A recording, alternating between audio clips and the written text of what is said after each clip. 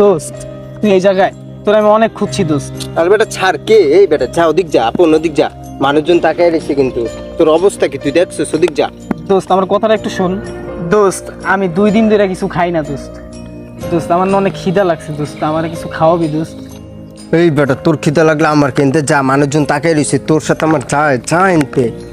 বন্ধু আমার মা মারা গেছে বন্ধু, এরপর থেকে আমি পুরো শেষ হয়ে গেছি বন্ধু। কি রে আপন, কেমনে কি হইলো?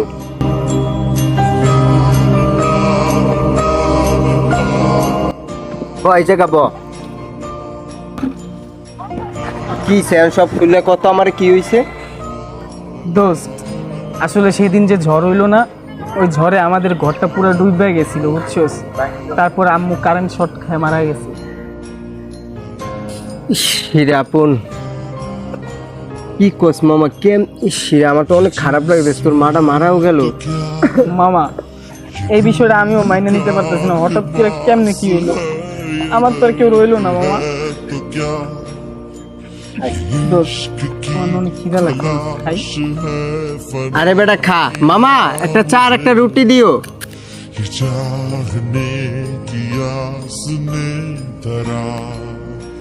দোষ এটা খা। আর আমার সময়টা মামা প্রচুর খারাপ যাইতেছে বুঝছো। কদিন আগে চাকরিটা চলে গেল, বাসা থেকে বলতেছে বাহিরে পাঠাই দেবো, অনেক পেনে আছে বুঝছোস। ওইটা খা, আর আজকের পর থেকে তুই আমার সাথে আমার বাসায় যাইস, আমার কাছেই থাকিস, ঠিক আছে? তোর সব পুরা দায়িত্ব আমি নিতে আছি, ঠিক আছে? তুই আমার ভাইয়ের মতো সবসময় আমার সাথে সাথে থাকবি। দোস্ত আমি চাই না কারো মাথার বোঝা হয়ে থাকতে, আমি যে কোনো একটা চাকরি ম্যানেজ করে মনে দোস্ত, ওই জায়গায় থাকবো, ওই জায়গায় খামো, তখন আর প্যারা থাকবো না দোস্ত। কিন্তু এই সময়টা একটু খারাপ হয়ে গেছে না দোস্ত, একটু পাশে থাকিস তুই আমার। এই বেটা তুই হঠাৎ এই কথাটা কি কইলি যে কিছুদিনের জন্য থাকবি? মানে তুই আমার সাথে, তোর এখন বর্তমানে কেউ নাই, আমি তোর সব, আমি তোর গার্জেন, আমি তোর সব। তুই আমি যতদিন বাইচেছি তুই আমার সাথেই থাকবি, আমার বাসায় থাকবি, আর আমি চাকরি তোরে লই দিব, আমি যেটা করবো তুই ওইটা করবি, একসাথে কাজ করবো, ঠিক আছে? আচ্ছা বন্ধু ঠিক আছে, যা।